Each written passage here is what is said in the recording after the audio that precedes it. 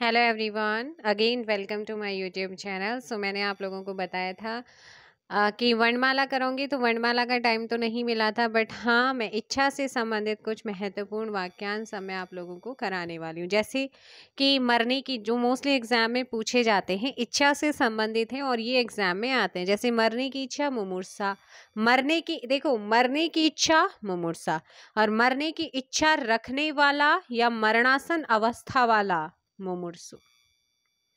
तैरने की इच्छा तितिक्षा, लेकिन इच्छा रखने वाला तितिक्षु। ठीक है, तो ये ध्यान रखना। खाने की इच्छा, तो खाने की इच्छा बुभुक्षा, लेकिन खाने की इच्छा रखने वाला बुभुक्षु। है ना। अगर आपको याद नहीं है तो नीचे अगर आप याद रखना, तो ऊ की मात्रा लग रही है तीनों चीजों में ना। इच्छा तो बुभुक्षा, रखने वाला बुभुक्षु हो जाएगा। आगे है पीने की इच्छा, तो पीने की इच्छा रखने वाला पिपासा, पीने की इच्छा पिपासा, और पीने की इच्छा रखने वाला पिपासु। जानने की इच्छा जिज्ञासा, और जानने की इच्छा रखने वाला जिज्ञासु। युद्ध की इच्छा रखना, युद्ध की इच्छा युयुत्सा, और युद्ध की इच्छा रखने वाला युयुत्सु। मोक्ष पाने की इच्छा मुमुक्षा, और मोक्ष की इच्छा रखने वाला मुमुक्षु होता है। ठीक है, इसके बाद है किसी वस्तु को पाने की तीव्र या उत्कृष्ट या गहरी इच्छा अभिप्सा।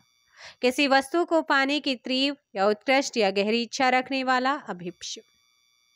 सांसारिक वस्तुओं को प्राप्त करने की इच्छा ऐष्णा। जिंदा रहने की इच्छा जिजीविषा। घ्योतो अर्थात जीवों के द्वारा होने वाला दुख आदि भौतिक। धन की इच्छा रखने वाला धनेच्छु। भोजन करने की इच्छा जिगत्सा। पाने की इच्छा रखने वाला लिप्सा, और करने की इच्छा चिकित्सा। किसी पर विजय प्राप्त करने की इच्छा रखने वाला जिगिशु होता है।